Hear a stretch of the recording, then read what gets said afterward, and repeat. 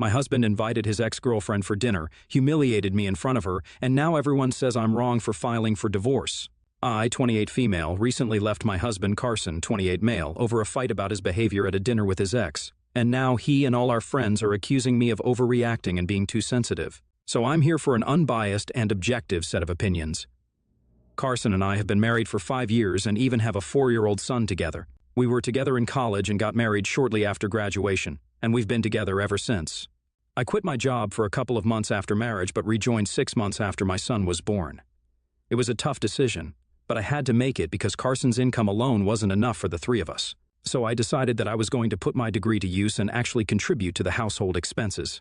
That decision of mine led to a lot of disputes because Carson believed that it was an insult to him somehow, and it showed that I had no faith in him.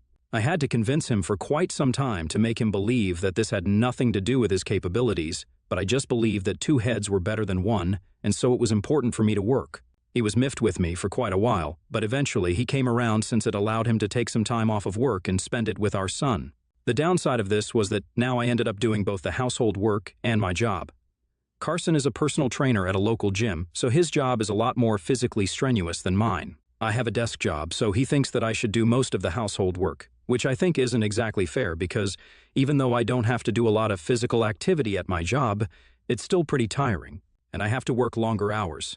We agreed that he'd do at least some of the chores back when I started working at first, but I would always come back home to a badly done job, and his excuse was that he was just too tired.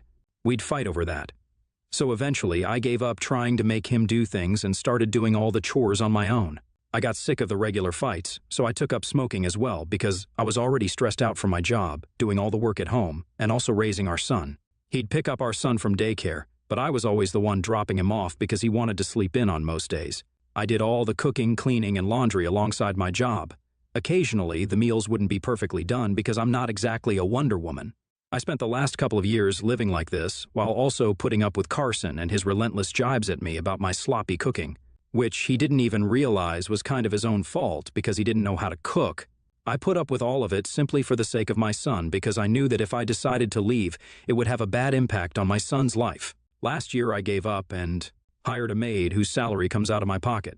That led to more mocking by Carson because he thought that it reflected poorly on my homemaking skills. He would constantly talk about how his mother, his aunts, and so many other women he knew could easily manage working, as well as taking care of their home and family. I would argue with him that these women probably had supportive husbands as well, but then he would just laugh it off and tell me to relax because it was just a joke, and that would annoy me even more. We did have good times occasionally, but what stuck were the times that he would get on my nerves, and I've been thinking about divorce for quite some time now. I finally snapped last week when he brought home his ex-girlfriend for dinner. His ex-girlfriend, let's call her Emily, 28 female, was his prom date from high school, and they were together for almost 6 years in high school until they finally broke up because they were going their separate ways for college. He was at the store to bring home some groceries, and that's where he ran into her because she'd recently moved into his neighborhood. So he invited her over for dinner without even asking me or making sure that it was okay with me, which was the first strike. Now, I knew that these two were quite an item in high school because a lot of his friends would bring her up and tease him about it even after we got together and still do. But that didn't stop him from acting a little too friendly and flirty with her at dinner. I could tell that he was trying to piss me off, and it was working. That was strike 2 for me. And then, finally, he started joking about what a sloppy housewife I'd make, and that I'm lucky that I have my job to use as an excuse because otherwise, he wouldn't be able to explain my miserable cooking skills to any of his guests. He was making jokes at my expense because his ex, Emily, was a stay-at-home mom of 2 daughters, and he believed that she was doing a far better job at basically everything as compared to me. He informed me that Emily was actually at the grocery store to buy ingredients for some French delicacy that she wanted to make for her husband. And then he cracked a joke about how I'd never be caught doing something like that, and both of them had a great laugh about it. He even made a joke about me smoking and said that I just wanted to show off how stressed out I am, but in reality, I don't really do a lot, unlike Emily, who does everything perfectly. And then he told me to watch and learn. By then I was almost in tears, but I didn't want to give Emily the satisfaction of watching me cry. So I held back and didn't say a word, just smiled through all of it. It was a humiliating experience for me, and by the time I served them ice cream for dessert, I'd made up my mind that I was going to leave that night. I waited for Carson to go to bed, and he was fast asleep for half an hour. I usually do the dishes at night and don't go to bed until he's asleep anyway, so it wasn't that unusual for him. Once he was snoring, I packed a few of my clothes and other necessary items, and then I took some of our son's belongings, booked a cab, and headed over to my parents' house. It was close to midnight when I reached, and as soon as I got to the doorstep and my mother opened the door, I tried to explain, but the only thing that happened was that I started sobbing like a baby. That led to my son also crying because he was cranky and confused. I had to bring him along because I wasn't sure if Carson would be able to take care of him in my absence, and I didn't want to abandon him to find out. My parents took me in with no questions asked. Once they put my son to bed, I was finally able to calm down and tell them everything. They heard me out patiently and told me that I could live with them for as long as I needed to, and that my father would put me in touch with a lawyer soon enough. Nothing happened until the next morning, when Carson finally found out that I'd left with our son. The next day, Carson called me to ask where I was, and he seemed very panicked. I told him the truth and that I couldn't put up with his behavior anymore, so I was leaving him and going to file for divorce. When I said that, all the panic in his voice disappeared, and he started laughing. He told me to cut out the drama and just come back home. That was an incredibly infuriating thing to hear, so I started yelling at him and told him that he was an incompetent, lazy, selfish, and misogynistic man. I said I didn't want to be with him anymore, and that I would rather be single for the rest of my life than go back to him. That's when he finally seemed to realize that I was serious, and that I was not just saying this for dramatic effect.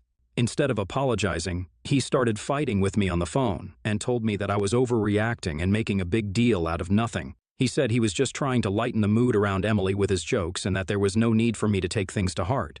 But here's the thing, his jokes weren't funny. They were really cruel and mean, especially given how I was trying my very best already. He just kept pushing me to my limit every single day. He kept insisting that he was just joking and didn't mean any of it. I just couldn't explain to him that I wasn't leaving him just over the jokes. There were a lot of factors involved, and I'd been thinking about this for quite some time. Once it finally got into his thick skull that this wasn't just about the jokes, he started playing the victim and accused me of leading him on because I said I was already planning on leaving him, and that this was just the last straw. It was a very frustrating conversation, so I disconnected the call after a while because I didn't want to scream at him and lose my temper again. I knew there was no talking to him and explaining things to him because he was just unreasonable and oblivious. I regretted ever even marrying him or getting together with him. Little did I know that my problems were just about to get worse because, after that phone call, he involved all of our friends, and everybody started texting me to tell me that I was being extremely unfair to him. It was just text after text of people telling me that I needed to think about our family and my son and put them first instead of myself, and to not let a few stupid jokes get to me. I told everybody that there were a lot of things that they didn't know, but everybody just kept saying that I shouldn't destroy a marriage and a home over some jokes. So I even put up a post explaining everything that I mentioned earlier, and that seemed to pacify certain people. Carson also saw that post and told me if these were the problems that I had with him, then I should have told him, and he would have worked on it. It was ridiculous because I did keep telling him for years on end that I didn't approve of certain things, but it had no effect on him, and he just continued behaving the way he always did. He never changed. It was like talking to a wall, and I was just done now. But after that post, he started telling me that he would change and be better, and he just needed one last chance to make it work. He also got some of our friends to try and persuade me to stay, and they also promised me that he would definitely change for the better and be a good husband. But the fact that he kept involving our friends in this just rubbed me the wrong way. It didn't work in his favor because it made me feel like he was trying to peer pressure me into not getting a divorce, which was a pretty manipulative and childish tactic. I also just didn't believe that he was capable of changing anymore because I'd given him a lot of chances to improve over the past few years, but he never had. I was sure that even this time, if I decided to stay with him, he would probably try to put in a real effort for a few months, but then go back to his old behavior. I just didn't want to risk it because I wasn't getting any younger, and I was sick of being a single mother despite having a husband. All things apart, I didn't think he was the correct role model for our son. I definitely didn't want my son to grow up in a household where behavior like Carson's was normalized. I had stayed with him for so long for my son's sake, and now I was going to leave him for the same reason. I didn't see anything unfair or unreasonable about whatever I was doing, so I went ahead and filed for divorce a couple of days ago, and today, he was served. He was furious, mostly because he didn't even want a divorce in the first place, and also because he realized that I'd filed for full custody of our son and was also demanding that I get to keep the house that we used to live in. Otherwise, we could sell it and split the money 60 to 40%, with me getting the largest share. That house was a wedding gift from both our parents, so I thought that it was fair, that either I get to keep it or we could split the money that we get from selling the house. Either way. I believe that I was entitled to the largest share because of all the hard work and efforts that I put in over the last couple of years, Ever since I had my son, I was working full-time, raising my son, and also doing all the household work without any help from him. I strongly believe that I was entitled to at least the house. The rest of it he could still contest. I wasn't even demanding any alimony, so I thought that it was a completely fair petition. But Carson believed that I was being unreasonable, and that even if I wanted to get a divorce, I shouldn't have filed for full custody because it's about our son, and he is just as much his as he is mine. Which is fair, but I just don't think he's up to the task of being a father. I haven't tried to take away his visiting rights, so he can still come by and see his son whenever he wants to. He just doesn't get to stay with him full-time. He doesn't even know the first thing about our son. He called me today after he was served and told me that I was being insane and this was a gross overreaction. He told me that he already didn't even agree with a divorce, and now that I was demanding full custody in a house, he had reason to believe that I was just being hysterical and wasn't thinking straight. I told him that I had come to this conclusion after a lot of thinking, and that it hadn't been easy for me either. I tried to explain things to him rationally, but he was so upset that he just started sobbing on the other end, and that made things very awkward for me. Carson isn't much of an emotional guy, and I guess that's pretty obvious from everything that I just said, so his just breaking down is a very big deal. He was crying and told me very emotionally that he never expected that he could ever even stand to lose me someday, which is why he'd taken everything for granted. And he begged me to give him just one last chance to prove that he could be a good husband and a great father. It was incredibly hard for me to stand my ground, but I had to tell him that my decision was final and that he had realized things a little too late. I couldn't just go back to that life again. Now he started crying even harder, and for the next couple of minutes, I just had to stay on the call and try to console him, which was weird and uncomfortable for me. Eventually, he stopped crying and told me that he'd never be able to forgive me or even himself if our son suffered because of this. I told him not to worry and said that this was just a temporary arrangement because our son is still pretty little now, and that we could renegotiate the terms of his custody in a couple of years when he was a little bit older, so he didn't have to worry about him. I told him that this was going to be hard on both of us, but we just had to make the best of our situation and try to be strong for the sake of our son. But then, after I said that, he abruptly hung up on me and I didn't hear anything from anybody for the next couple of hours. However, now, all of a sudden, all our friends have started texting me again to tell me what I'm doing is wrong on a fundamental level and that I need to reconsider my decision. They're telling me that since Carson is begging for one last chance, I really should consider it instead of being so cold-hearted and thinking only about myself. At first, it was just a few people, but now it's practically everyone that we know, and I seriously have started to reconsider because maybe I am the a-hole here. I don't even know anymore. So I'm here, AITA, for filing for divorce from my husband and full custody of our son because he doesn't help me? Update 1. Hi, so I'm back here after a really busy week. I was busy with my attorney preparing for the negotiations. Carson and I are meeting with the court-appointed mediator first for both the divorce settlement and the custody case. I'm not too worried about the divorce, but the custody battle has me pretty stressed out. I know our son prefers me, mostly because he spends a lot of time with me and always has. Carson's always tried to have a relationship with our son solely on his terms, but we all know that's not how kids work. So our son has always been a lot closer to me as compared to Carson. Honestly, it's his own fault. And also, like I said, Carson doesn't know the first thing about raising children, so it'll be a huge blow to me if he ends up getting partial custody because I do not think he's responsible enough to handle that. My attorney and I are preparing for everything that they can throw at us, and well, so far so good. I was stressed out and nervous about everything, which is why I was rethinking my decision to leave him, and obviously the pressure didn't help. What did help was talking my heart out on this platform, and the comments mostly took my side on this. So thank you for all of that because it helped me realize that I was actually doing the right thing and I shouldn't let anybody distract me from that. It's been a really long time since I've had any help from anybody with my life, and now that I'm finally living with my parents and they're helping me with everything, I realize how stressed out and tightly wound I've been ever since I got married to Carson.